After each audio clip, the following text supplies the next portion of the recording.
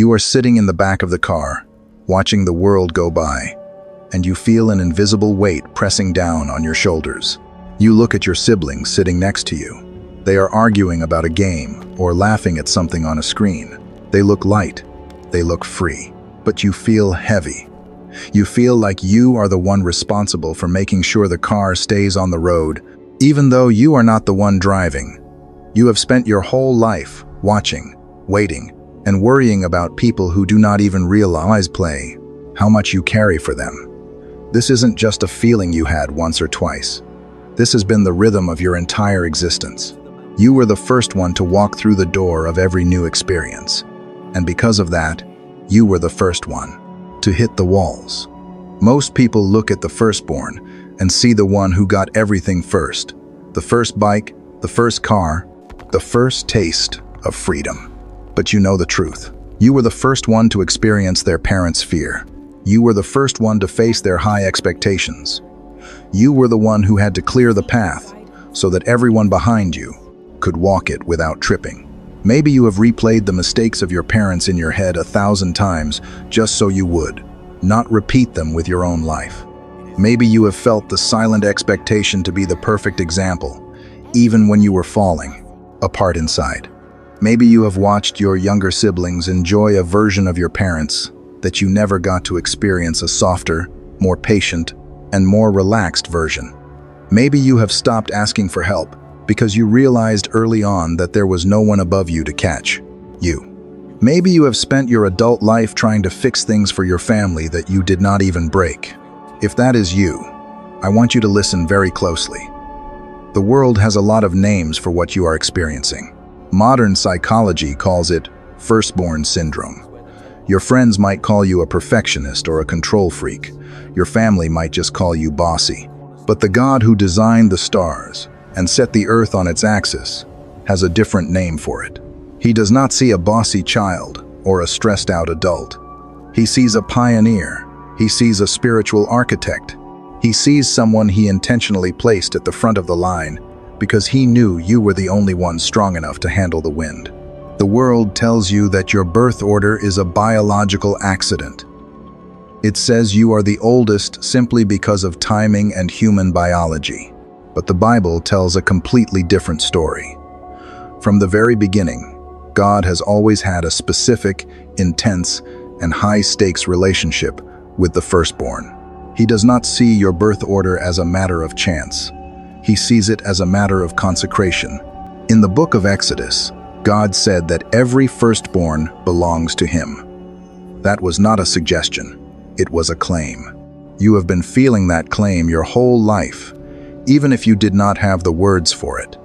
You have felt a pull toward responsibility that your siblings do not seem to have. You have felt a knowing about your family's future that they do not seem to share.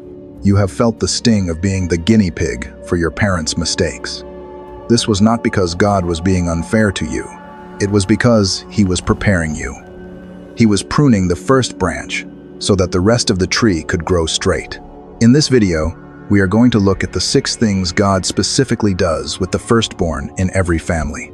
We are going to look at why your path has been more difficult, why your burden has been heavier, and why your reward is ultimately greater. You were not given this position to be a victim of your family's baggage. You were given this position to be the one who finally cleans it out. The world calls it a burden. God calls it a mandate. And it is time you understood exactly what he is doing with you. Number 1, God gives you the spirit of the pioneer to clear the ground for those behind you. Let's start with the truth. No one wants to say out loud. Being the firstborn usually feels like being the first soldier sent onto a battlefield. You didn't even know you were fighting on. You didn't ask to lead the way. You didn't ask to be the one who tested the limits of your parents' patience or the strength of their rules. But that is exactly where God placed you. Think back to when you were younger. You were the one who had to negotiate the very first curfew. You were the one who faced the first no from your parents that eventually became a yes for everyone who came after you. When you were 10 years old, you already felt like you had to act like you were 20. You looked at your parents, and you could see the stress in their eyes. They were figuring out how to be parents for the first time, and they were practicing on your heart. You watched them learn from their mistakes with you. Then, by the time your younger brother or sister reached that same age, the atmosphere in the house had completely changed. The tension had lifted. The rules were softer. You saw your siblings receive a level of grace, an understanding that you never got. You watched them walk through doors that you had to kick down with your own 2 feet. You spent your energy clearing the thorns out of the path, and now they are walking that same path in their bare feet. Maybe that is you. Maybe you have felt the quiet resentment of being the test run for your family's history. You feel like you did all the work, and they are getting all the benefits. But you have to see this through God's eyes. This isn't about being a guinea pig. This is about being a pioneer. In the Bible, God has a special pattern for the people he calls to go first. Look at Abraham in Genesis chapter 12, verse 1. The text says the Lord told Abraham to leave his country, his people, and his father's household, and go to the land he would show him. Abraham did not have a map. He did not have a GPS. He did not have a group of friends who had gone before him to tell him what the weather was like or where the water was. He just had a voice and a promise. Because Abraham was willing to be the first one to step out into the unknown, he became the father of many nations. He cleared the ground so that Isaac and Jacob could inherit a promise they didn't have to fight for. Hebrews chapter 11 verse 8 says that by faith Abraham obeyed and went, even though he did not know where he was going. That is the spirit God put inside of you. You are the one who goes first when the destination is unclear. You are the one who stays awake at night, worrying about the future, so that your siblings can sleep soundly. You are the one who carries the weight of the unknown, so that they can live in the known. God did not give you this position because he wanted you to suffer. He gave you this position because he knew you were the only one in your family line with the spiritual constitution to handle the wind. The first person through the woods always gets the most scratches on their arms. They are the ones who walk into the spider webs. They are the ones who trip over the hidden roots. But they are also the only ones who get to see the view before anyone else. If you feel like you have been fighting harder than everyone else in your family, it is because you have been. You are clearing the spiritual ground. You are breaking the tension. You are making it possible for the ones behind you to breathe. It was not a lack of favor. It was a high-level assignment. Number 2, God uses your life as the spiritual thermometer for the entire household. Your internal climate sets the temperature for everyone else. Let's be honest. There is a specific kind of exhaustion that comes from being the emotional anchor of a family. You are the one who walks into a room and immediately senses the shift in the atmosphere. You don't even have to see your parents' faces to know that they had an argument before you walked in. You can feel the static in the air. You can feel the unspoken tension vibrating between the walls. And because you are the firstborn, you feel an instinctive, almost magnetic pull to fix it. You find yourself acting as the mediator before you even have a driver's license. You are the one who cracks a joke when the silence gets too heavy. You are the one who checks on for your younger siblings to make sure they didn't hear the shouting. You are the one who filters the stress of the adults so it doesn't hit the younger ones with its full force. It is as if you are standing in the gap, catching the arrows, so the people behind you don't have to. You have probably noticed that. When you are doing well, the whole house seems to breathe easier. When you are steady, your siblings feel safe enough to be messy. But when you are struggling, when your spirit is heavy or your temper is short, it feels like the entire foundation of the home is shaking. This is not because you are a burden. It is because God has positioned you as the spiritual thermostat. You were designed to regulate the environment. This isn't something you chose, and many days it feels like a weight you never asked to carry. You might feel like you aren't allowed to have a bad day, because if you fall apart, who is going to hold the rest of the pieces together? You feel the pressure to be the strong one because you realized very early that your parents were looking to you to see if they were doing a good job. You know this feeling. You have lived in it for decades. The Bible speaks about this kind of positioning in Matthew chapter 5, verse 14. The text says, "You are the light of the world. A city set on a hill cannot be hidden." While Jesus was speaking to his followers, this principle applies perfectly to the role of the firstborn. You are the city on the hill for your family. You are the one whose light provides the visibility for everyone else to find their way. If your light flickers, they lose their direction. Look at the life of Samuel. He was the firstborn son of Hannah, born after years of her weeping and praying in the temple. From the moment he was weaned, he was set apart. He was the one who had to grow up in the temple under the priest Eli, whose own sons were corrupt and lived in open sin. Samuel was just a child, but he was the spiritual thermometer for the entire nation of Israel during a time when the word of the Lord was rare. 1 Samuel chapter 3 verse 19 says that as Samuel grew up, the Lord was with him and let none of his words fall to the ground. Because Samuel stayed steady in a house full of dysfunction, he was able to shift the entire spiritual climate of his people. He didn't just save himself, he became the bridge that led Israel out of chaos and into the era of the kings.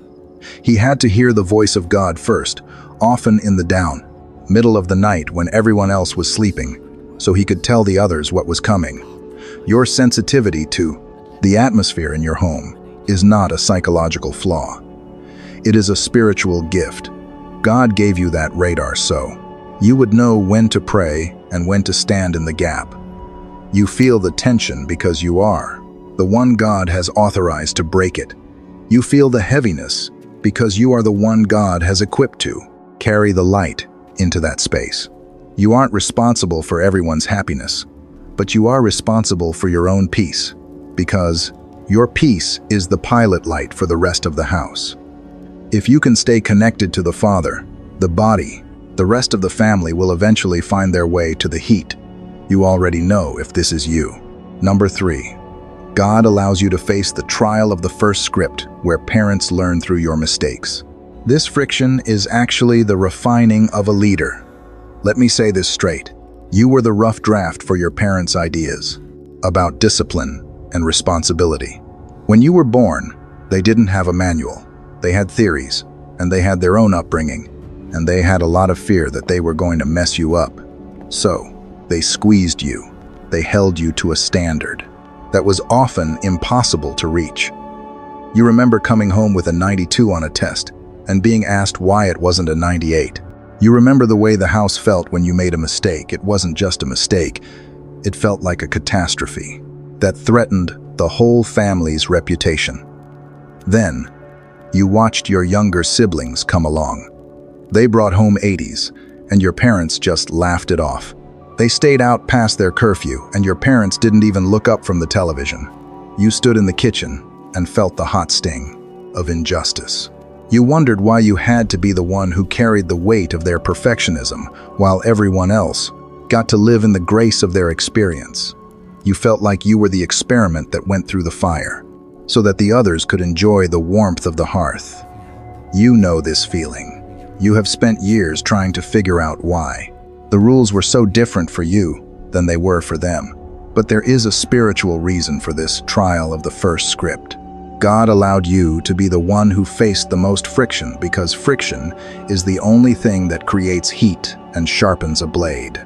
In the Bible, God uses the firstborn to manage the crisis that the parents are too overwhelmed to handle. Look at the life of Miriam.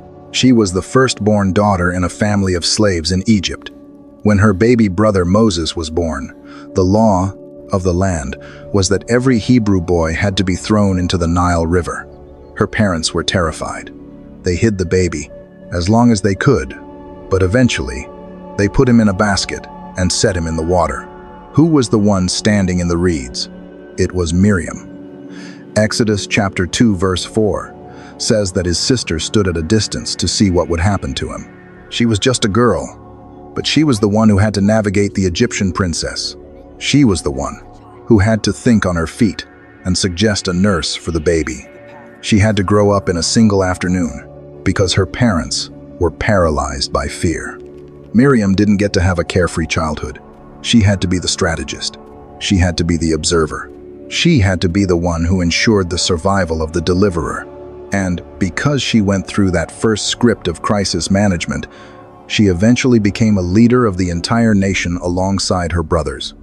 Micah chapter 6 verse 4 says that God sent Moses, Aaron, and Miriam to lead the people. God didn't just pick her because she was there. He picked her because she had been trained in the fire of responsibility from the day she stood by that river. You were not being punished by your parents' high expectations or their early mistakes. You were being prepared for a level of leadership that your siblings might never understand. God allowed you to face the trial of the first script so that you would develop a backbone made of iron. You learned how to handle pressure before you even knew what the word meant. You learned how to find a way when there was no way. The world says you were the victim of your parents' inexperience. God says you were the recipient of his advanced training. Number 4, God assigns you the double portion of spiritual responsibility, even when you did not ask for it. It is a weight that feels like a burden until you realize it is actually your authority. Let's be honest. Nobody ever tells you that being the oldest means you are the designated fixer for the rest of your life. You are the one who gets the phone call at 2 in the morning when a sibling is in trouble. You are the one who has to organize the family gatherings or figure out how to navigate the care of your parents as they age. Even when you move out and start your own life, you are still the one everyone looks to for the final word. You feel like you have to be the adult in every room, even when you are the one who needs someone to talk to. You carry the secrets of your family that the younger ones are not even aware of yet. You know which uncle has a drinking problem. You know the truth about why your parents almost got a divorce 10 years ago. You carry these things like stones in your pockets, and you keep them there so that your siblings can keep their innocence a little bit longer. You have spent your energy being the bridge between the generations, making sure that the history of your family does not fall apart on your watch. Sound familiar? You know this feeling. In the Bible, God established a very specific rule for the firstborn. In Deuteronomy chapter 21, verse 17, the law stated that the firstborn was to receive a double portion of everything the father owned. In the ancient world, people often thought this was just about money, land, or livestock. They thought it was about getting more stuff than everyone else. But God was teaching a deeper spiritual principle. The double portion was not given for the comfort of the firstborn. It was given because the firstborn was responsible for the welfare and the future of the entire family. You were given more because you were expected to do more. Look at the life of Joseph. He was the firstborn, son of Rachel, the woman Jacob loved more than anyone else. Even though he had 10 older half-brothers, God chose Joseph to be the leader of the family line. Genesis chapter 37 verse 3 says his father gave him an ornate robe, which was a sign of his unique status and responsibility. But that double portion of favor came with a massive price. His brothers hated him for it. They threw him in a pit and sold him into slavery. He spent 13 years in Egypt as a servant and a prisoner, separated from everything he loved. But why did God allow that? Because Joseph had the double portion capacity. He was the only one in the family who could handle the weight of Egypt so that he could eventually save the very brothers who betrayed him. When the famine hit, it was Joseph who had the food. It was Joseph who had the power. He had to go through the most pain so that he could provide the most protection. Genesis chapter 45 verse 7 says that God sent Joseph ahead to preserve for them a remnant on earth and to save their lives by a great deliverance. You might feel like you are being sold into slavery by the responsibilities of your family.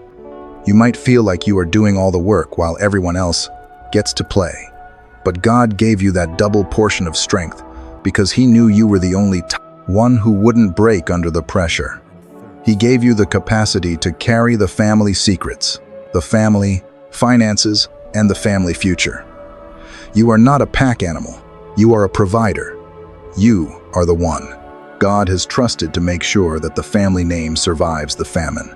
It was a gift of impact. Number 5. God positions you as the watchman who spots the generational enemies before they arrive. You see the patterns, while everyone else is still asleep to the danger. Let's be honest about the burden of sight. Most people think being observant is a personality trait. They think you are just detail-oriented or sensitive, but you know it is something much deeper and much more exhausting than that. You are the one who sits at the dinner table and hears the slight change. In your father's tone, that means he is about to lose his temper. You are the one who notices the way your younger sister is hiding her phone, and you know she is talking to someone she shouldn't be. You see the financial reckless behavior of your parents, and you realize, 3 years before they do, that the house is in jeopardy. You live with a constant, low-level anxiety that feels like a siren going off in a room where everyone else is dancing. You try to warn them. You try to point out the crack in the foundation, but because they don't see it yet, they tell you that you are being negative. They tell you that you are worrying for nothing. They treat you like you are the problem because you are the one naming the problem. So, you learn to keep it inside. You carry the knowing in your gut, and you watch the clock, waiting for the moment when everyone else finally wakes up to the reality you have been living with for months. You know this feeling. You have spent your life being the only one in the house with your eyes open while everyone else was dreaming. In the Bible, God has a specific role for the person who sees what others miss. He calls them a watchman. Look at the life of Nehemiah. He was a cupbearer in a foreign palace, but his heart was with his family and his people in Jerusalem. When he heard that the walls of the city were broken down and the gates, they were burned with fire, he didn't just feel bad. He wept, he fasted, he prayed. He saw the vulnerability of his people before the enemies even arrived at the gate. The text in Nehemiah chapter 2 verse 17 says, "Then I said to them, 'You see the trouble we are in. Jerusalem lies in ruins, and its gates have been burned with fire. Come, let us rebuild the wall of Jerusalem, and we will no longer be in disgrace.'" Did you catch that? He said, "You see, but the truth is, they had been living in those ruins for years without doing anything. They were used to the rubble. They had grown comfortable with the holes in the wall. Nehemiah was the only one with the firstborn sight to realize that the rubble was a death sentence. Nehemiah had to go out at night, alone, to inspect the walls. He didn't tell anyone what God had put in his heart until he had seen the damage for himself. He had to be the one to rouse the people out of their sleep and tell them it was time to work. He faced ridicule. He faced threats. But because he was positioned as the watchman, the walls were rebuilt in 52 days. He saved his entire family line from being wiped out because he refused to close his eyes to the danger. God did not give you that gut feeling to make you miserable. He gave it to you to make you a protector. You see the generational patterns of addiction or debt or divorce because God wants those patterns to stop with you. You spot the enemy at a distance so you can start praying before the battle even reaches your front door. You are the one who smells the smoke before the fire starts. The world calls it being high-strung. God calls it being a sentry. You are not looking for trouble. You are looking for the gap in the wall so you can stand in it. The question is not why you have to see so much. The question is what God wants you to build to keep the next generation safe. So the question is not why they are so blind. The question is why God chose your eyes to be the ones that stay open. Number 6. God chooses you to be the one who breaks the cycle that stopped your parents and grandparents. You are the spiritual dam that holds back the flood of the past, so the future can stay dry. Let's start with the truth. No one wants to say out loud. Every family has a ghost that haunts the hallways. It might be the ghost of addiction, the ghost of poverty, or the ghost of a cold, silent pride that refuses to apologize. You grew up watching these ghosts move through your house. You saw the way your father's temper was just a copy of his father's temper.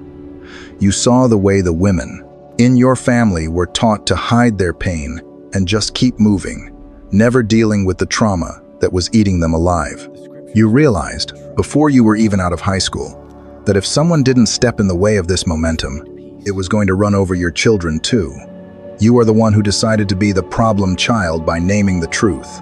You are the one who went to the counselor.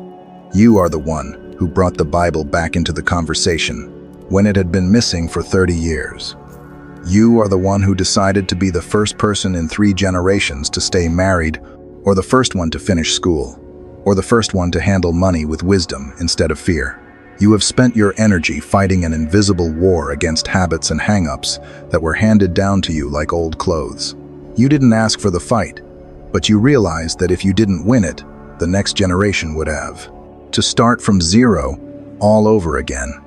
Maybe that is you. You feel like the black sheep because you refuse to keep the secrets. You feel like you are being punished for being healthy in a system that is used to being sick. But you have to see the divine appointment in your birth order. In the Bible, God often calls the person at the front of the line to pull the weeds that have been growing for decades.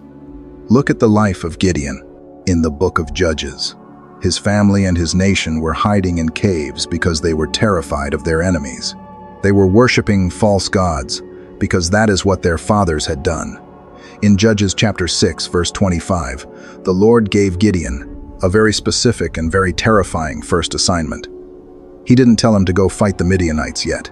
He told him to take down his father's altar, to Baal and the Asherah pole beside it.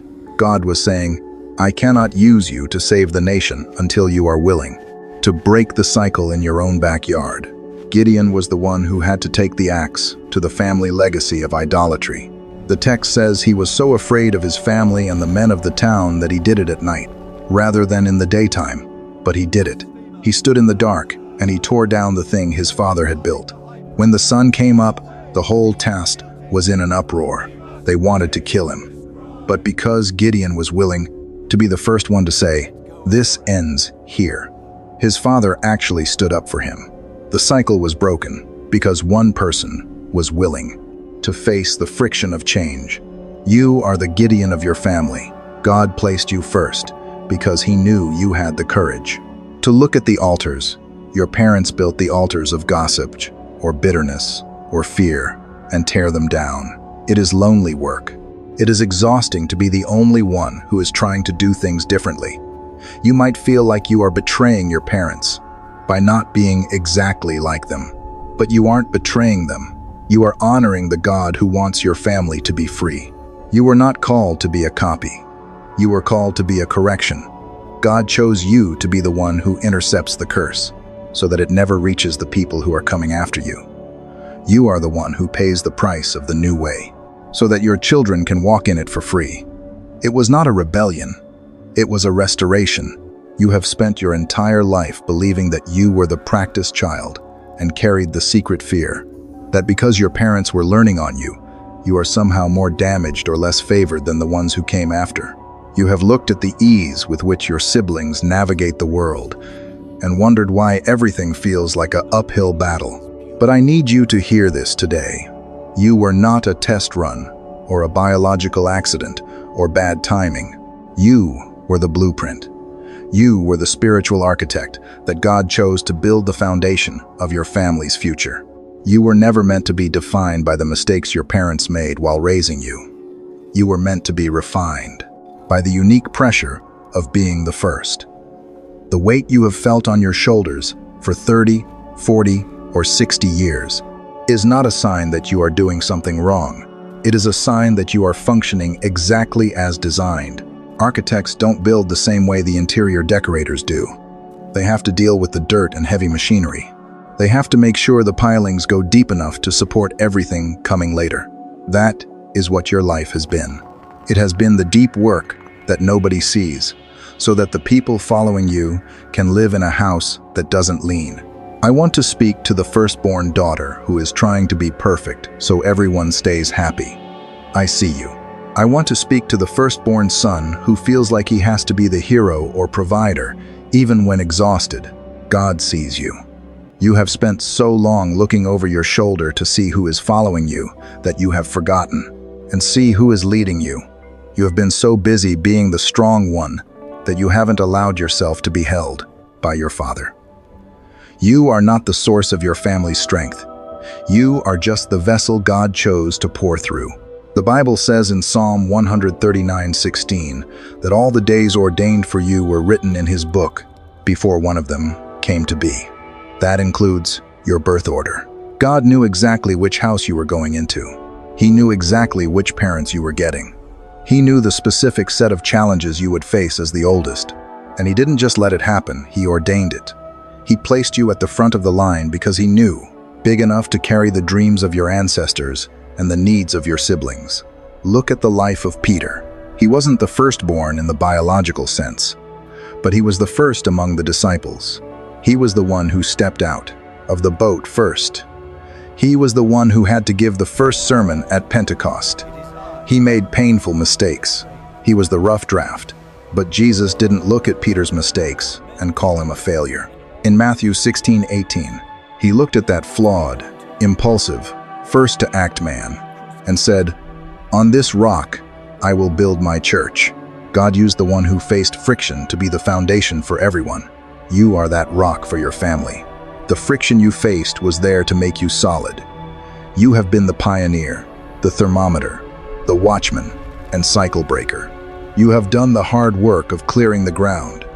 Now, it is time to stop trying to be the savior of your family and start being the child of your God. You have fulfilled the mandate. You have cleared the path. Now, walk on it yourself. Your birth order was not a matter of chance. It was a matter of consecration. You were not given this position to be a victim of your family's history. You were given this position to change the story. The world sees the pressure you are under and calls it a burden. God looks at that same pressure and calls it authority. You were never meant to be defined by who stayed or who left. You were refined by God. You were a mission.